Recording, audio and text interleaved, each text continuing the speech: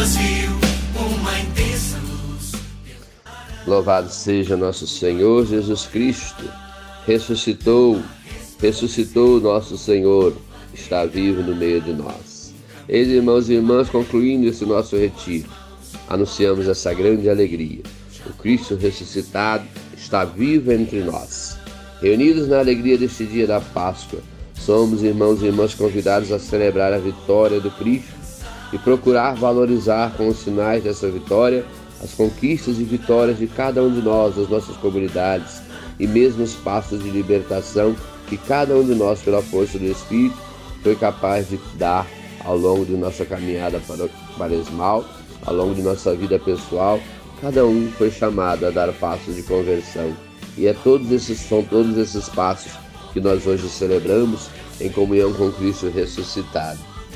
A celebração deste dia, irmãos caríssimos, supõe a vigília passada, que recapitulava toda a obra pascal do Senhor no seu plano de amor e salvação.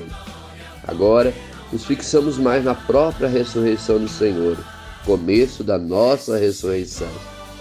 O reino de Deus, filhos caríssimos, iniciado pelo Cristo ressuscitado, que venceu a morte de cruz, seu reino já está presente e ativo em toda a caminhada libertadora e toda a comunidade cristã que testemunha o amor que nos faz passar da morte para a vida.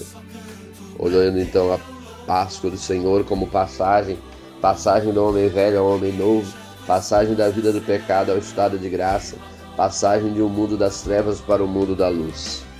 Por isso mesmo, ainda lutando e sofrendo, podemos e devemos cantar com Jesus Cristo, ressuscitei. Diz o Senhor lá no Salmo 138, ressuscitei, ó Pai, e sempre estou contigo. Pousaste sobre mim a tua mão, tua sabedoria é admirável. Aleluia. E aí podemos então, já com o evangelista Lucas, proclamar essa verdade. Na verdade, o Cristo ressuscitou. Aleluia. A Ele o poder e a glória pelos séculos eternos. Filhos caríssimos, o domingo da Páscoa do Senhor, sim, é verdade, o Senhor ressurgiu. Quando os discípulos de Emaús voltavam para Jerusalém para anunciar que tinham visto Jesus entrando na sala onde estavam reunidos os apóstolos, antes de os dois começarem a falar, foram acolhidos por um coro de vozes que diziam: o Senhor ressuscitou verdadeiramente e apareceu a Simão. Todas as leituras deste domingo, irmãos caríssimos, falam que Jesus ressuscitou, mas somente o texto de Lucas contém a mais o advérbio realmente. É uma pequena palavra, em grego ontos, mas carregada de significado. Quer dizer, é realidade, não é um modo de falar de acordo com o ser, não se trata de aparência apenas, é verdade, é fato real. Jesus Cristo ressuscitou. E essa verdade, nós havemos de proclamá-la para o mundo, proclamá-la alegremente, porque aquele nosso Senhor, nosso Salvador, que morreu na cruz, sim, pela miséria do ser humano, pela infidelidade do ser humano, ele morreu na cruz, mas ressuscitou. A comunidade apostólica nos revela dessa forma que, a propósito da ressurreição, não basta, pois, uma fé qualquer, como muita gente diz ter, ainda que seja uma fé no seu significado espiritual e simbólico, mas é preciso, irmãos caríssimos, termos uma fé na sua verdade histórica. Aquele advérbio será, por isso, este ano, o fulcro de nossa caminhada pascal. Verdadeiramente, realmente o Senhor ressuscitou. Em que sentido, portanto, podemos falar da ressurreição como de um evento histórico? Num sentido muito particular. Ela está no limite da história, como aquele fio que divide o mar da terra firme. O mar está dentro e fora ao mesmo tempo. Com ela, a história se abre àquilo que está além da história, a escatologia, ou seja, o fim dos tempos, a parousia, a vinda de nosso Senhor, ou a sua segunda vinda, Em certo sentido, é a ruptura da história e sua superação, assim como a criação é o seu começo. Isso, filhos caríssimos, faz que a ressurreição seja um evento em si mesmo não testemunhável e incapaz de ser captado pelas nossas categorias mentais, que são todas ligadas à experiência. Ninguém presencia o instante em que Jesus ressurge. Ninguém pode dizer ter visto Cristo ressurgir, mas só tê-lo visto ressuscitado. A ressurreição, filhos caríssimos, portanto, só se conhece a posteriori, em seguida, portanto. Exatamente como a encarnação. É a presença física do Verbo em Maria que demonstra o fato de que ele se encarnou.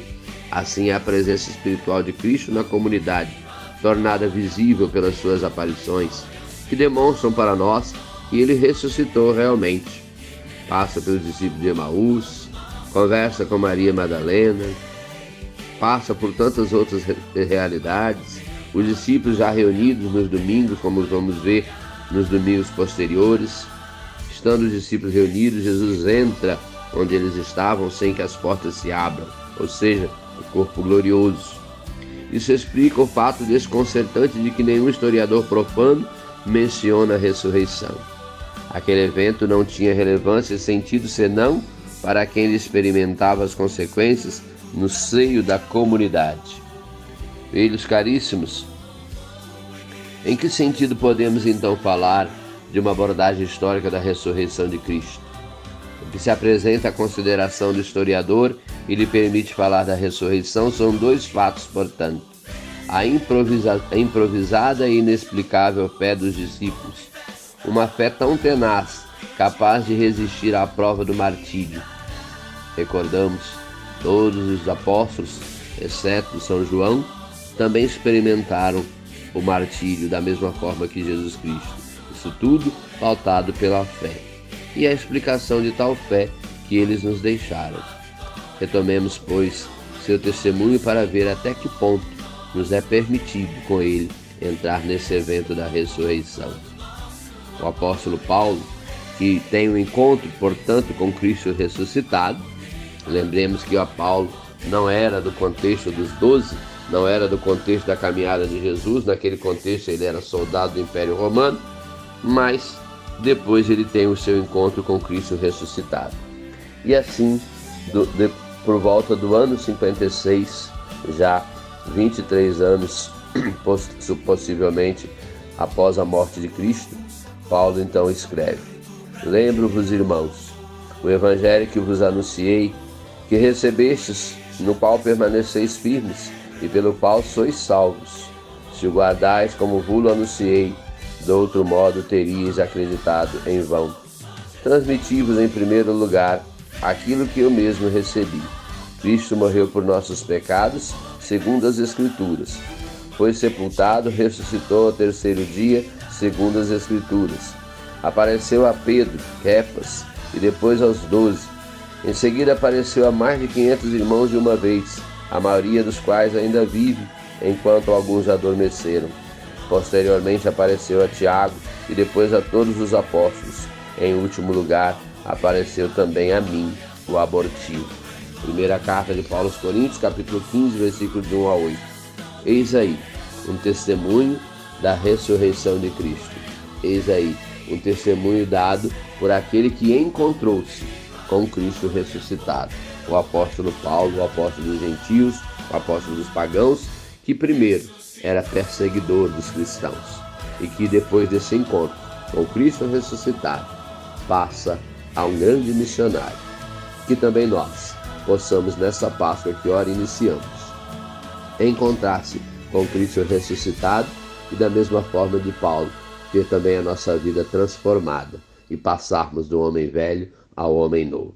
Louvado seja nosso Senhor Jesus Cristo, porque Ele ressuscitou e está vivo no meio de nós, hoje e sempre. Deus te abençoe e te guarde. Santa Páscoa a todos nós, a toda a nossa igreja, a todo o nosso mundo.